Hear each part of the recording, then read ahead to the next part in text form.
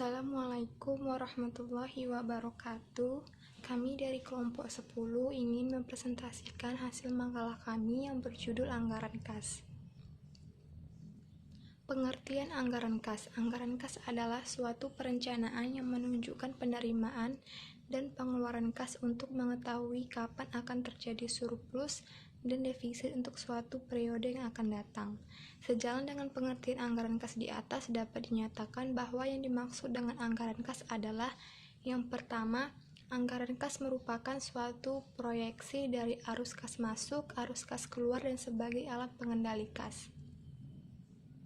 Yang kedua, anggaran kas merupakan rencana aktivitas atau kegiatan yang akan dilakukan di masa yang akan datang. Dan yang ketiga, anggaran kas menggambarkan perubahan jumlah kas, yaitu perubahan berupa penerimaan dan pengeluaran kas. Manfaat anggaran kas ada 3. Yang pertama itu sebagai pedoman kerja, yang kedua sebagai alat pengkoordinasi kerja, dan yang ketiga sebagai alat pengawasan kerja. Pentingnya anggaran kas. Kas berfungsi untuk membayar semua aktivitas yang dilakukan perusahaan, baik dalam operasi sehari-hari maupun untuk investasi. Karena itu, bagi perusahaan memiliki alat pembayaran dalam jumlah dan waktu yang tepat akan sangat bermanfaat positif bagi perusahaan. Kekurangan uang akan menyebabkan perusahaan tidak dapat membayar berbagai aktivitas operasi dan investasi. Sebaliknya, kelebihan uang pada suatu saat melebihi kebutuhan perusahaan menyebabkan terlalu banyaknya uang yang menganggur, padahal seharusnya uang tersebut dapat dikelola secara optimal lagi untuk kepentingan perusahaan. Karena itu, penting sekali bagi perusahaan untuk memiliki kas dalam jumlah dan waktu yang tepat, agar kas tersebut dapat dipergunakan secara optimal tanpa mengganggu operasi perusahaan. Untuk kepentingan itulah, sangat perlu sekali dibuat suatu perencanaan yang baik untuk melihat berbagai sumber penerimaan dan pengeluaran kas perusahaan untuk suatu periode tertentu. Penyusunan anggaran kas. Tahapan susunan anggaran kas adalah sebagai berikut. Yang pertama, menyusun taksiran penerimaan kas dan menerbitkan kas sesuai rencana operasional perusahaan. Dan yang kedua, menyusun taksiran kebutuhan dana yang diperlukan untuk menutup defisit dan menyusun taksiran pembayaran bunga terkait waktu pelunasan kembali utang tersebut. Dan yang ketiga, menyusun kembali taksiran seluruh penerimaan dan pengeluaran kas, yaitu merupakan anggaran kas akhir kas. Tujuan penyusunan anggaran kas. Yang pertama itu menentukan posisi kas berbagai waktu dengan membandingkan uang kas masuk dengan uang kas keluar. Yang kedua, memperkirakan kemungkinan terjadinya defisit atau surplus. Yang ketiga, sebagai dasar kebijakan pemberian kredit.